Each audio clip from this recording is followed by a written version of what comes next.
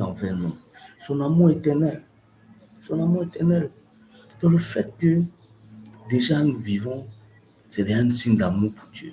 Mais quelle est la plus grande preuve d'amour que Dieu a donné encore, que Dieu doit encore nous donner, que d'envoyer son Fils unique venir mourir sur la croix pour nous. Lorsqu'il a envoyé son Fils, nous l'avons rejeté, nous l'avons frappé, nous l'avons lapidé, nous l'avons insulté, nous l'avons tué. Oui, quelle est cette plus grande preuve d'amour que de donner son Fils unique à l'humanité? Et on dit aux chrétiens, le salut ne sera possible qu'en croyant en Christ. Quel est cet amour? Quel est cet amour? Qui peut encore nous donner ce genre d'amour si ce n'est que Dieu? Aujourd'hui, nous avons des enfants. Est-ce qu'il est possible pour nous de sacrifier nos enfants? Est-ce qu'il est facile pour nous de sacrifier nos enfants? Il y a des personnes même qui sont dans des sectes spiritualistes, même sacrifier leurs propres enfants est difficile pour elles. Mais Dieu a donné son Fils unique, sans regret, sans pouvoir dire non, est-ce que ça va marcher? Est-ce que ces gens, ils vont pouvoir par lui recevoir le salut? Est-ce que par lui, ils vont le suivre? Est-ce qu'ils vont le comprendre? Est-ce qu'ils vont le glorifier? Est-ce qu'ils vont l'adorer? Il ne s'est pas posé ces questions. Mais il a mis son Fils en sacrifice. Lorsque Dieu a demandé à Abraham de sacrifier son unique enfant, Abraham a pris son fils, il est parti. Mais Dieu est Dieu. Il a dit à Abraham de laisser. Et puis lui a fait apparaître l'agneau dans un endroit où il n'y a pas d'agneau, en fait. L'amour de Dieu est tellement grand. L'amour de Dieu est éternel. L'amour de Dieu est infiniment bon.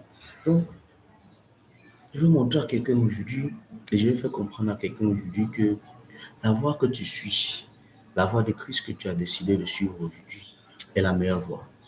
La voie de Christ que tu as décidé aujourd'hui de suivre est la seule voie qui va te mener à une vie meilleure, à une vie éternelle, à une vie de paix, à une vie de bonheur.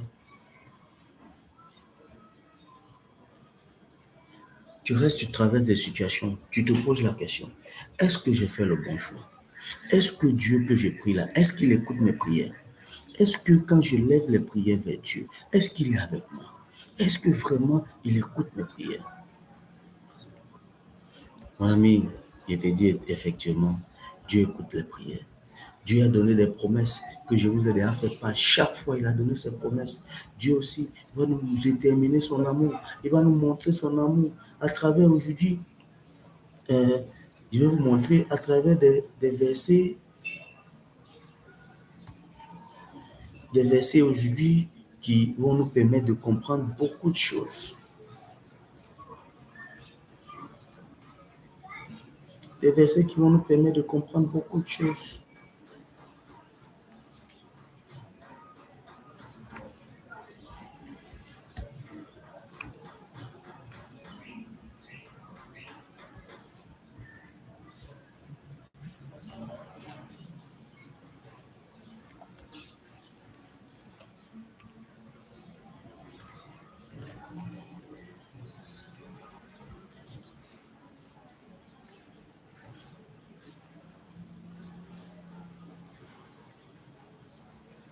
Nous allons prendre quelques versets qui vont nous permettre de comprendre beaucoup de choses.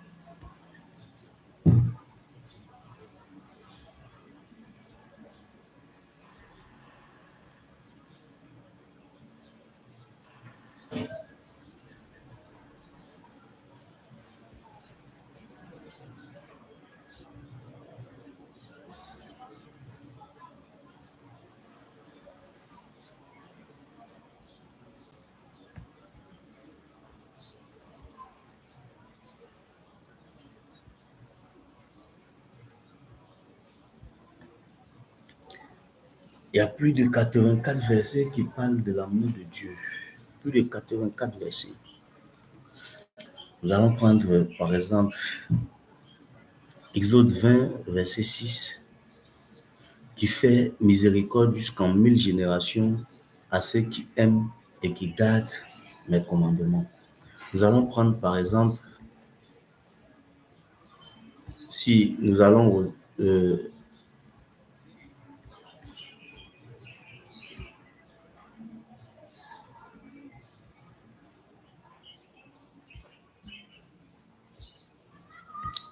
Exode 20,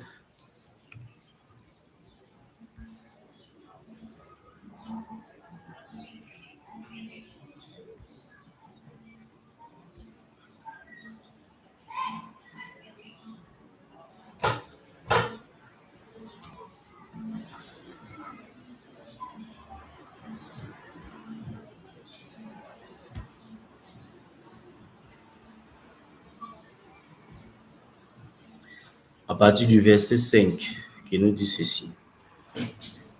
Exode 20, à partir du verset 5, qui nous dit: Tu ne te prosterneras point devant elle, et tu ne les serviras point, car moi, l'Éternel ton Dieu, je suis un Dieu jaloux, qui punit l'iniquité des pères sur les enfants, jusqu'à la 3e et la 4e génération de ceux qui me haïssent. Wow.